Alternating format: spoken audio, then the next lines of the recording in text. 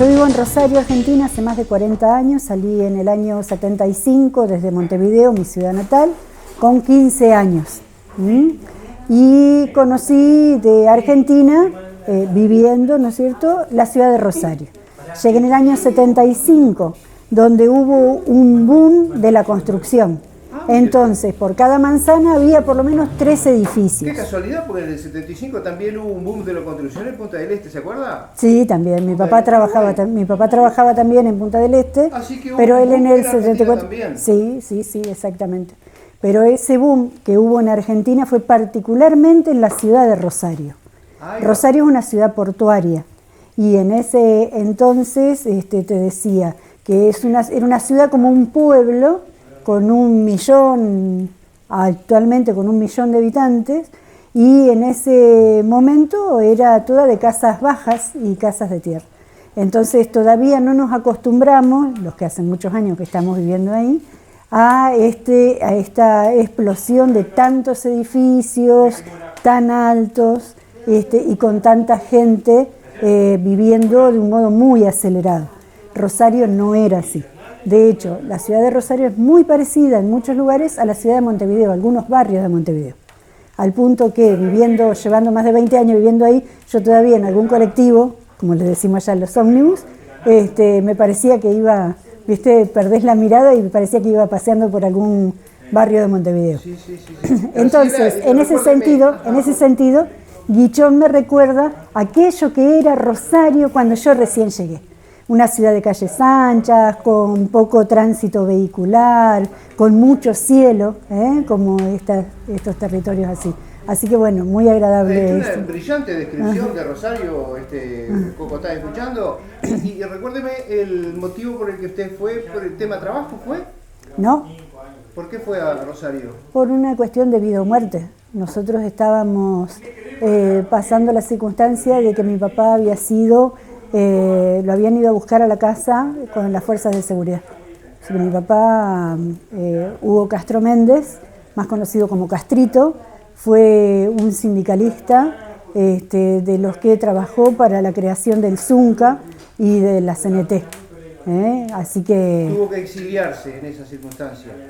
Tuvo que salir corriendo, no exiliarse, porque él no tuvo ni siquiera la posibilidad que tuvieron otros de pedir asilo en algún consulado o en alguna embajada. Él salió escapando de los techos y tuvimos la suerte que ningún vecino lo denunció. Durante un año no tuvimos idea si estaba vivo, muerto, si lo habían agarrado o no. Y justo estoy pensando ahora, un año antes del golpe en Argentina, 75. Claro. ¿Y qué pasó después? Bueno, ¿Se puede saber? Sí, claro, estamos vivos acá.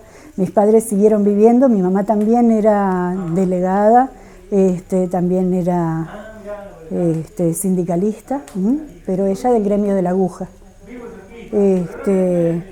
Bueno, nos vinimos para Rosario, que era donde estaba viviendo y trabajando mi papá, y aquí tratamos de rehacer la vida, ya en este concepto de no poder hablar de quiénes éramos, cosa que es bastante difícil para una niña con 13 años, como mi hermana que le tocaba terminar la primaria, y yo con 15 recién cumplidos, que terminaba el 2.º año de la secundaria, en la Escuela de la Construcción, en el Instituto de Enseñanza de la Construcción, ahí en Montevideo. Una historia impresionante, estoy escuchando con mucha atención y además haciendo rápidamente voy pensando en lo que me está diciendo, el apellido Castro, pensando en el Castro nuestro. Es impresionante, realmente no conocía esta historia, quizás ya ha visto el nombre de su papá dentro de los militantes de la CNT en Uruguay. Lamentablemente, cuando se escribieron los libros, una vez que volvimos a la democracia, el nombre de mi papá no ha figurado. Y han sido los propios compañeros los que han escrito el libro, y él no ha figurado en el libro. Eso ha sido un dolor muy grande, sobre todo porque mi papá se volvió para Uruguay pensando que podía seguir acá, retomar. Nuestra idea siempre fue volver a Uruguay, retornar a Uruguay, y siempre se trabajó para eso. De hecho, mi papá fue uno de los fundadores del Comité del Frente Amplio, único comité armado afuera de Rosario, en Buenos Aires, fuera de Buenos Aires, en provincia de Santa Fe. Bueno, lamentablemente no, y lo voy a decir así, para el que esté viendo, que sepa perfectamente que los hijos de los que se tuvieron que exiliar, seguimos sufriendo una herida muy grande porque no fueron reconocidos nuestros padres. Es una historia impresionante, yo no la conocía tampoco. Y pudieron, por lo menos, bueno, con todo ese peso que significa la persecución, hacer su vida en la ciudad mismo de Rosario o nosotros en algún lugar del interior. No, nosotros vivimos en Rosario, vivimos todo el tiempo ahí, recuperamos lo que se pudo recuperar como vida diaria, digamos, hasta que un 24 de marzo de 1976 a las 5 de la mañana en la radio suena una marcha militar, con lo cual la pesadilla vuelve a instalarse. Debe haber sido terrible ese momento. Terrible, tremendo. Bueno, seguimos sobreviviendo. Mis padres ya no activaban políticamente, claramente no se podía, me puedo imaginar el pero... No quiero abrumarla con esta parte de la historia que es muy interesante para nosotros, aleccionadora, pero quizás podamos pasar también... A ver, ¿cómo conoce a Sandra? Una parte más agradable, digamos. Bueno, porque la vida nos reúne con quienes tenemos que encontrarnos, simplemente por eso. La vida nos pone siempre en el camino para compartir. Con uruguayos. Sí. De hecho, cuando fuimos a vivir a Rosario, lo hicimos en una pensión donde la mayoría de los que vivían eran uruguayos. Así que muchos de los uruguayos que ustedes conocen acá y qué sé yo cuánto, digo que han vivido en Argentina, estaban viviendo en esa pensión, eran estudiantes universitarios y compartimos con ellos ahí. A Sandra no la conocí en esa época, a Sandra la conocí más adelante, cuando mi hermana termina todo su secundario y empieza su universidad.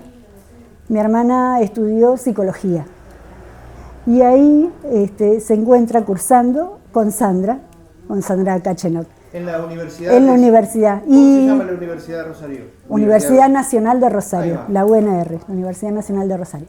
Y ellas asistieron a la Facultad de Psicología, las dos.